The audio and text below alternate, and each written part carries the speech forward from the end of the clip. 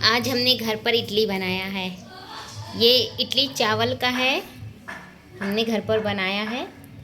Spongy है, बहुत soft है। और ये इसकी चटनी नारियल की है। हमने इससे कड़ी पत्ते और राई से इसको तड़का दिया है और इसमें नारियल, हरा मिर्च, लहसुन और धनिया की हरी पत्ती हमने इसको पीस लिया है और नमक डाला है। और ये इसकी इडली, हमारे पास इडली का बर्तन था, उसमें हमने इडली बनाया है। बहुत अच्छा नाश्ता है, आप लोग भी बनाकर खाइए। बहुत अच्छा लगता है खाने में, सॉफ्ट सॉफ्ट रहता है ना।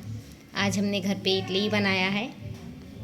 देखो अच्छा लगता है इसका चटनी।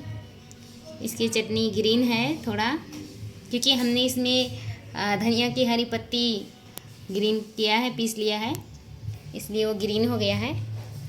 और घर का नाश्ता अच्छा होता है। बाहर की इडली हमारे बच्चे नहीं खाते हैं, इसीलिए आज हमने घर पर बनाया है। आप भी खाइए दोस्तों घर पर बनाकर। स्पाइसी नाश्ता बहुत अच्छा लगता है।